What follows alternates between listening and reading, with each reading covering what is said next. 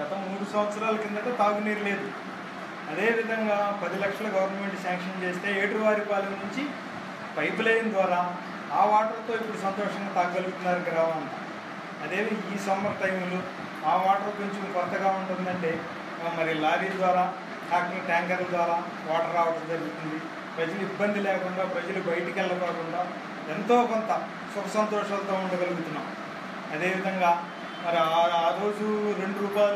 200 pension ఇదివరకు, ఇప్పుడు తెలుగుదేశం ప్రభుత్వంలో మరి 200 నుంచి 1000 రూపాయలకి 1500కి పెరగడం జరిగింది.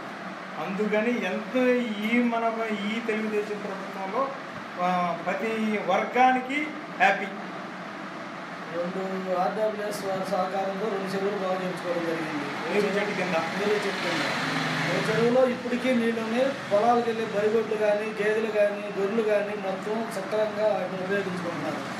ఊళ్ళో సీసీ రోడ్లు కానీ, గ్రాఫిలింగ్స్ కానీ దాదాపు 20 లక్షలు 25 లక్షల రూపాయల రోడ్లు ఊళ్ళో సిమెంట్ రోడ్లు వేయించుకోవడం జరిగింది.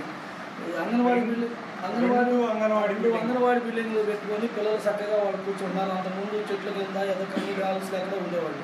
అలాంటిది 2 అంగన్వాడీ బిల్డింగ్లు శాంక్షన్ చేశారు. ఇప్పుడు 2 శ్మశానాలు తయారు చేసుకోవడానికి శ్మశానానికి వచ్చి 10 లక్షలండి. 20 లక్షలు గ్రాంట్, 20 లక్షల గ్రాంట్. శ్మశానాలు శుభ్రంగా బాగుపడతాయని ఆశిస్తున్నాం. మనం అది వర్క్ చేయాల్సిన ముందు చేస్తారు కూడా. దాదాపు ఈ 3 సంవత్సరాల్లో తెలుగుదేశం గవర్నమెంట్ అధికారంలో వచ్చినాక నారా చంద్రబాబు నాయుడు గారి సహకారంతో దాదాపు 70 నుంచి 80 లక్షల రూపాయల వరకు ఈ గ్రామాలు, చిన్న గ్రామాలు తెచ్చుకోవడం జరుగుతుంది. అందువల్ల మా గ్రామం డెవలప్గానే ఉంది, ఇబ్బంది ఏం లేదు.